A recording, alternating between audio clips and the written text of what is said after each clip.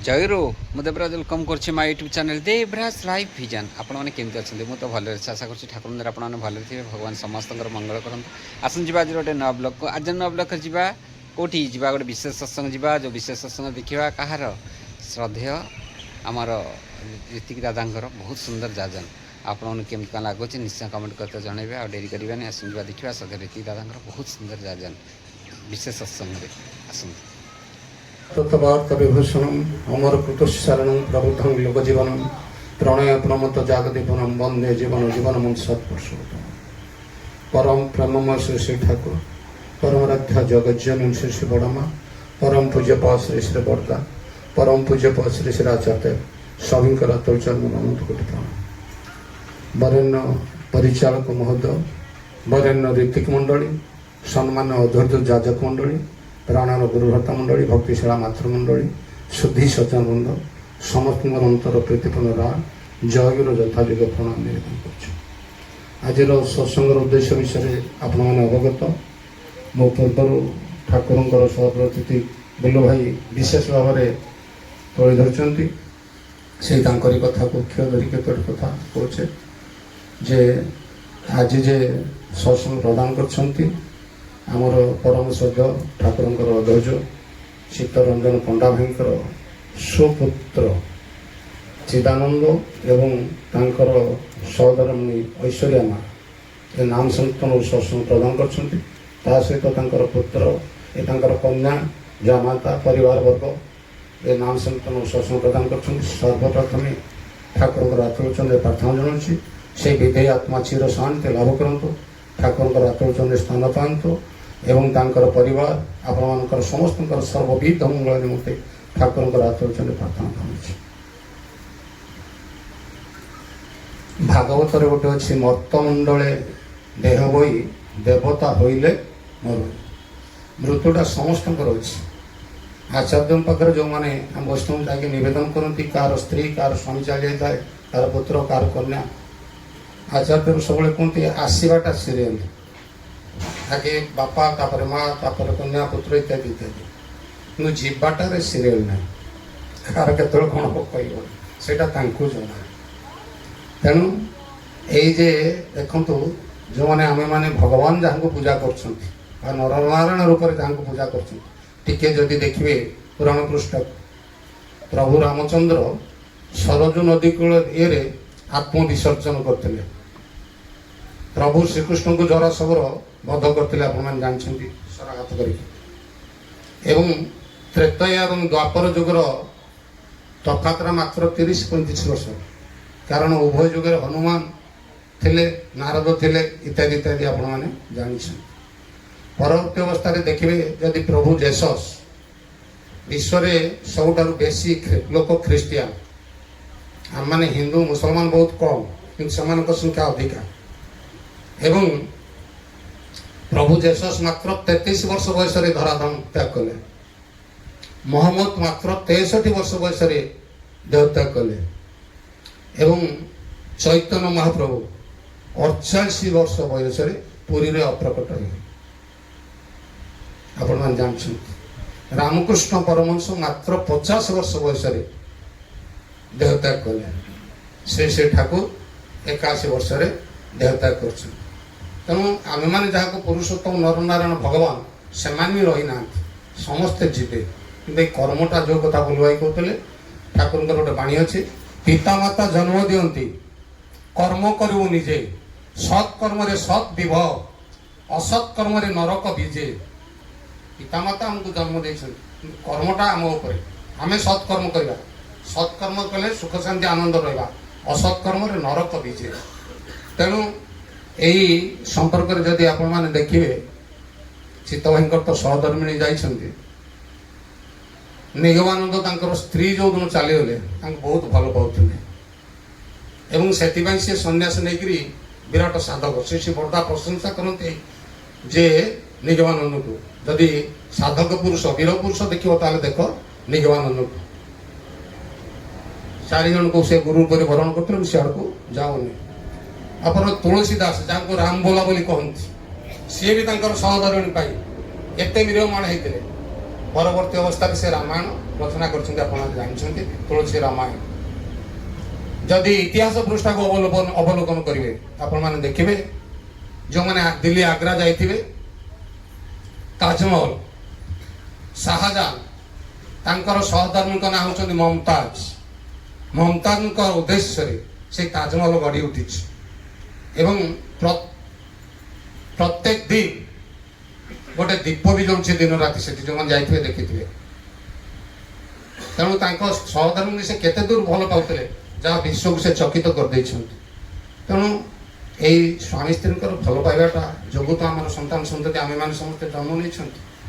ତେଣୁ ବାପା ମା ଧରାପୃଷ୍ଠକୁ ଆସିଛନ୍ତି, ଆମେମାନେ ସମସ୍ତେ ଜନ୍ମ ନେଇଛନ୍ତି, ଏଇଟା ବହୁ ଜନ୍ମର ତପସ୍ୟାର କଥା।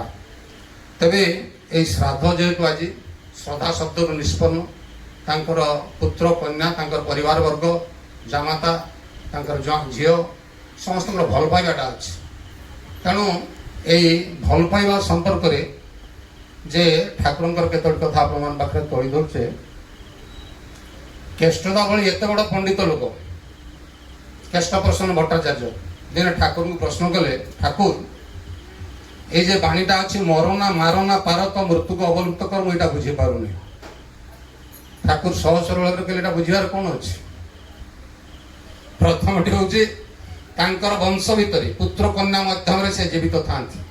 ଉଦାହରଣ ସ୍ୱରୂପ ଗୋଟେ ମିଠା ଆମ୍ବ, ତାର ଯଦି ଟାକୁଆ ଲଗେଇବେ ସେଟା ଜୀବିତ ରହିଲା, ମିଠା ହେବ। କି କଲିମି କରିକି ଲଗାନ୍ତୁ, ସେ ବି ଜୀବିତ ରହିଲା। ଠିକ୍ ସେଇଭଳି ସେଇ ରୀନାମା ତାଙ୍କର ପୁତ୍ର କନ୍ୟା ଭିତରେ ଜୀବିତ, ସେ ମୃତ ନାହାନ୍ତି। এটা স্থূଳ ଭାବରେ ଠାକୁର ବୁଝେଇ ଦେଲେ। ଦ୍ୱିତୀୟଟି ହେଉଛି ଯେ ଯେଉଁମାନେ ଜାତି ସ୍ମର ପୂର୍ବଜନ୍ମର ଥାଏ, ଯେଉଁ କଥାଟା ଇଏ ରହିଛି ଗୀତାରେ, ତେଣୁ ସେମାନେ ବି ଅମର, ସେମାନଙ୍କର ମୃତ୍ୟୁ ନାହିଁ। ପୂର୍ବଜନ୍ମରେ କୋଉଠି ଥିଲେ, କ'ଣ କରିଥିଲେ, ସେମାନଙ୍କର ବହୁତ ଖୁବ୍ କମ୍ ଲୋକଙ୍କର, କୋଟିଏ 2 କୋଟିରୁ ଜଣେ ଅଧେକର ମନେ ଥିବ କି ନାହିଁ। ଯେଉଁ କଥାଟା ଠାକୁରଙ୍କର ଥିଲା, ଶ୍ରୀ ଭଟ୍ଟାଙ୍କର ଯେତେବେଳେ ବ୍ରତ ପନନ ହେଲା ମନେ ପଡ଼ିଗଲା। ଶ୍ରୀ ଦାଦା ଏଇ ଭୁବନେଶ୍ୱର ସତ୍ସଙ୍ଗରେ ଦିନେ ବସୁ ବସୁ ତାଙ୍କର ପାର୍ଶ୍ୱଦ ଯେଉଁମାନେ ଆସିଥିଲେ, ସେମାନେ ଭଜନ ପରେ ପରେ ଆଲୋଚନା, ମାନେ ଶ୍ରୀ ଦାଦା ତାଙ୍କର ପୂର୍ବଜନ୍ମର କଥା ତୋଳିଦେଲେ। ଏଇଟା ମୁଁ ବି ସେଦିନ ଉପସ୍ଥିତ ଥିଲି। ତେଣୁ ସେମାନେ ମହାପୁରୁଷ, ତାଙ୍କର ସେଟା ରହିବ, ଆମମାନଙ୍କର ଏତେ ସହଜ ନୁହେଁ। ଏଇ ଜାତିସ୍ମର କଥାଟା ଠାକୁର ସେଦିନ କହିଥିଲେ ଯେ ଯେଉଁମାନଙ୍କର ପୂର୍ବଜନ୍ମର କଥା ମନେ ରହେ ସେମାନେ ବି ଅମର ରୁହନ୍ତି, ଭାବିବାର କିଛି ନାହିଁ। ଏଇ କଥାଟା ଠାକୁର କେଷ୍ଟଦାକୁ ସେଦିନ ବୁଝେଇଥିଲେ, ମୁଁ ବି ନିଜେ ବୁଝିନଥିଲି। ସେଟା ଯେଉଁଦିନ ପଢ଼ିଲି ତାପରେ ମୁଁ ବୁଝିଲି ଯେ ଏଇଟା ଏଇଥିପାଇଁ ଠାକୁର ମରନା ମାରନା ପାରକ ମୃତ୍ୟୁକୁ ଅବଲୁପ୍ତ କର, ଡେଥ୍ ଇଜ୍ ଏ କିୟରେବୁଲ୍ ଡିଜିଜ୍, এই কথাটা পৃথিবীরে কেହି କହିନାହାନ୍ତି, একমাত্র ଠାକୁର କହିଛନ୍ତି। ତେଣୁ ତାଙ୍କୁ ଆମେ ଜୀବନରେ ପାଇଛନ୍ତି, ତାଠୁ ବଡ଼ କଥା ଆଉ କ'ଣ ଅଛି? ଆଉ ଏଇ ଯେ ବୁଲୁ ଭାଇ କହୁଥିଲେ ଆଚାର୍ଯ୍ୟ ଯେଉଁ ଡିପି କାମ ଇତ୍ୟାଦି, ଡିପି କାମର ମୂଳ କଥାଟା ଥିଲା ଇଷ୍ଟବୃତ୍ତି କରିବା। କ'ଣ ଆମେ ବୁଲେଇ ବୁଲେଇ ଯେତେ ଯାହା କହିଲେ ମୂଳ ଜିନିଷଟା ଇଷ୍ଟବୃତ୍ତି। ଏ ସମ୍ପର୍କରେ ମୁଁ ଗୋଟେ କଥା ଆପଣମାନଙ୍କ ପାଖରେ ତୋଳି ଧରୁଛେ। ଠାକୁର ଥିବା ସମୟରେ এই ଯେଉଁ ଗୋଟେ ଆଶୀର୍ବାଦୀ ଯେଉଁମାନେ କାମଦାମ କରନ୍ତି, ସେଟା ପ୍ରଚଳନ ନଥିଲା। ଠାକୁରଙ୍କର ସାନ ଭାଇ ଖେପୁଦା ଏବଂ କିଛି କର୍ମୀ ଯାଇକି ଠାକୁରଙ୍କୁ ବାରମ୍ବାର କହିବା ଭିତରେ ଠାକୁର କହିଲେ ଆମେ ଭୋଟ୍ରେ ହାରିଗଲା, ଭୋଟ୍ରେ ହାରିଗଲି କହିକି ଆଶୀର୍ବାଦୀ ବି ପ୍ରଚଳନ କଲେ। ତାପରେ ଆଶ୍ରମରେ ଅକାଳ ବିୟୋଗ ଘଟିଲା, ପାବା ନାହିଁ କଥା। এইଭଳି ଜଣେ ବ୍ୟକ୍ତି ଥିଲେ ହରେନ ଭଦ୍ର, ଠାକୁରଙ୍କର ଏକନିଷ୍ଠ ଭକ୍ତ। ହରେନ ଭଦ୍ର ଠାକୁରଙ୍କୁ ଖୁବ୍ ଭଲ ପାଆନ୍ତି। ଦିନେ ଜଣେ ମୁସଲମାନ ଯୁବକ ସେ ଠାକୁରଙ୍କୁ ନିନ୍ଦା କଲା, ଇଏ ଜୋତା ଖୋଲିକି ତାକୁ ପିଟି ଦେଲେ। ଆସିକି ଠାକୁରଙ୍କୁ କହିଲେ, ଠାକୁର କହିଲେ ଠିକ୍ କଲୁନି, ତୁ ବଜାରକୁ ଗଲେ ତତେ ସେ ଛାଡ଼ିବ, ତତେ ନିଶ୍ଚିତ ସେ ମର୍ଡର କରିବ, ତା ନା ବଲକ। ତେଣୁ ଠାକୁର କହିଲେ ତୁ ଆଶ୍ରମ ଛାଡ଼ି କୁଆଡ଼େ ଯାଉନି। ସେ ରହିଲା। ତାଙ୍କ ସ୍ତ୍ରୀ କିନ୍ତୁ ସବୁବେଳେ ଗଜ ଗଜ ହେଲା, ସବୁଦିନ ଘରଟାରେ ବସିବ, କୁଆଡ଼େ ଯାଉନ। ଦିନେ ଲେମ୍ବୁ ନଥିଲା, ତାଙ୍କ ସ୍ତ୍ରୀ କହିବାରୁ ଗଲେ ଲେମ୍ବୁ ଆଣିବାକୁ। ସେ ବଲକ ଲୁଚିଥିଲା, ପକେଇଲା ପଛକୁ ବାହାରେ, ଏକଦାରେ ସ୍ପଟ୍ ଡେଥ୍ ହେଇଗଲା। ଏ କଥାଟା ଠାକୁରଙ୍କ ପାଖକୁ ଆସିଲା। ଆଉ ଜଣେ ଜ୍ଞାନ ଭାଇ, ଜ୍ଞାନ ବୋଲି ଜଣେ ଯୁବକ, ଆମର ଯେଉଁ ତପବନ ବିଦ୍ୟାଳୟରେ ଛାତ୍ର, ତାକୁ ବି ଥରେ ମର୍ଡର କରାହେଲା। ଏଇ ଯେ ଅକାଳ ବିୟୋଗ ଆସିଲା, ଅକାଳ ବିୟୋଗକୁ ରକ୍ଷା କରିବା ପାଇଁ ଠାକୁର ଇଷ୍ଟବୃତ୍ତି ପ୍ରଚଳନ କଲେ। ତେଣୁ ଏଇ ଇଷ୍ଟବୃତ୍ତିଟା ପରମ ପିତା ମାତ୍ର ଗ୍ରହଣ କରିପାରିବେ, ଆଉ କେହି ଗ୍ରହଣ କରିପାରିବେନି। ଆମର ଆପତ୍ତିପଦ ଗ୍ରହ ଦୋଷଟା ସେ ଖଣ୍ଡନ କରନ୍ତି। ତେଣୁ ବହୁତ ଭାଇ ଓ ମା ମାନେ ଛାଡ଼ିଛନ୍ତି। ସେମାନଙ୍କର ହାତ ଗୋଡ଼ ଧରି ସେମାନେ ଯେମିତି ଏଇ ପଥକୁ ଫେରି ଆସନ୍ତି, ଏଇଟା ଜୀବନରେ ମୁଖ୍ୟ ଉଦ୍ଦେଶ୍ୟ। ସମୟ ତ ସଂକୀର୍ତ୍ତନ ଉପରେ ତ୍ରିପାଠୀ ଭାଇନା ଅଛନ୍ତି, କହିବେ। ଖାଲି ଗୋଟିଏ କଥା କହିକିରି ମୋର ବକ୍ତବ୍ୟ ସାଙ୍ଗ କରୁଛେ। ମୁଁ ଏଇ କଥାଟା ବହୁ ସମୟରେ ସତ୍ସଙ୍ଗରେ ତୋଳି ଧରେ। ମୋର ଜଣେ ହାଇସ୍କୁଲ ଶିକ୍ଷକ ଏଇ କଥାଟି କହିଥିଲେ, ମୋର ହୃଦୟକୁ ସ୍ପର୍ଶ କରିଥିଲା। ସେଇ କଥାଟି ରୀନା ମାଙ୍କ ଉଦ୍ଦେଶ୍ୟରେ କହିକିରି ସାରୁଛି। କାଳିଦାସଙ୍କୁ ଅଭିଶାପ ଥିଲା ସବୁଠି ଜିତିବେ କିନ୍ତୁ ବିଦ୍ୟାନଗରୀରେ ଜିତି ପାରିବେନି। ପରୀକ୍ଷା ସ୍ୱରୂପ ବିଦ୍ୟାନଗରୀ କି କାଳିଦାସ ଯାଇଥିଲେ। ଜଣେ ବୁଢ଼ୀ ଲୋକଙ୍କର ଘରେ ସେ ଆଶ୍ରୟ ନେଇଥାନ୍ତି। ସେଇ ବୁଢ଼ୀ ଲୋକର ବୋଉଟି ଚାଲି ଯାଇଥାଏ।